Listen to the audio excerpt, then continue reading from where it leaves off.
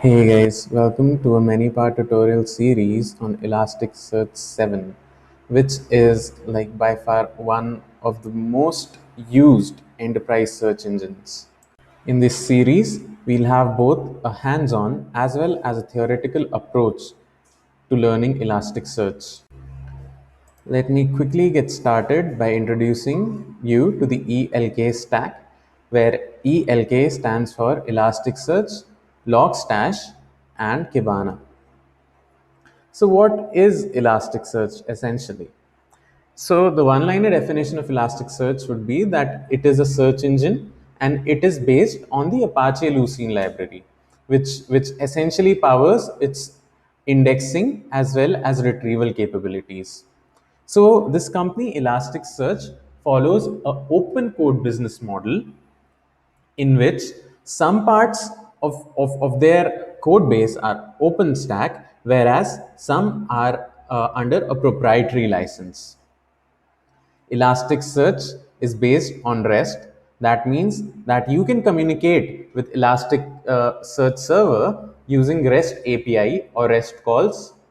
Elasticsearch is distributed. That means a Elasticsearch cluster has many nodes which can communicate amongst themselves and are working together to serve the user's request. Elasticsearch is the most popular enterprise search engine as of today, and many companies are using it, such as Netflix, LinkedIn, Amazon, Oracle, and many other big names. So, what exactly is this ELK stack? Let's learn about it one by one. So the first component that I would like to talk about is beats. So as you can see here in the definition of this component, the beats are lightweight data shippers. That means they pick up data, they capture data from your server and send it either to Elasticsearch or Logstash. And then again, Logstash will in turn be sending it finally to Elasticsearch itself. And you can capture all sorts of data from your server, such as logs, metrics, network packets, and so on. So beats are written in Golang.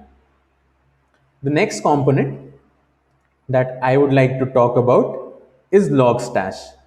Logstash is a server-side data processing pipeline that can ingest data from multiple sources simultaneously, transform it, and send it to your favorite stash. And in this case, it is going to be Elasticsearch. So essentially, Beats will collect all your data, send it to Logstash, and Logstash will keep on streaming and processing all of that data, and it will then pass it to Elasticsearch, which is a distributed RESTful search engine, as we have already discussed in the slide before. Finally, all the data that is in Elasticsearch can be visualized and analyzed through a search dashboard called Kibana. So this is how these components, which are Beats, Logstash, Elasticsearch, and Kibana, work together. Now, someone may ask, how are Elasticsearch and Lucene different? So, for this, I will give you the analogy that they are just as different as a car is different from its engine. Essentially, the car serves your purpose, which is going from one place to another place. You cannot just use the engine to do that, right? But without the engine, the car won't move.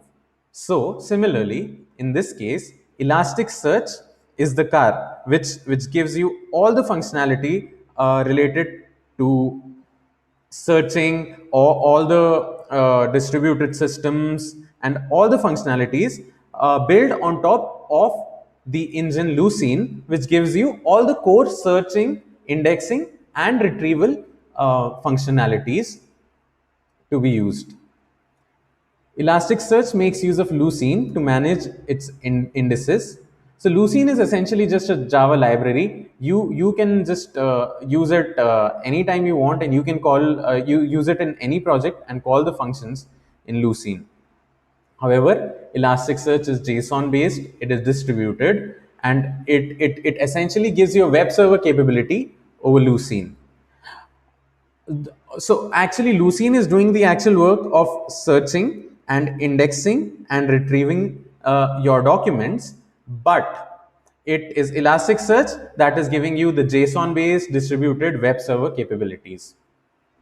Here are some more points. So Elasticsearch gives you the JSON based REST API. It builds a distributed system on top of Lucene, and it provides other supporting features like thread pools, queues, node cluster monitoring, data monitoring, cluster management, and so on. So that's it for now. Looking forward to many more tutorials in this series. Thank you guys. If you find this video helpful, please hit the like button below, and if you find my content helpful, please hit the subscribe button. Thanks.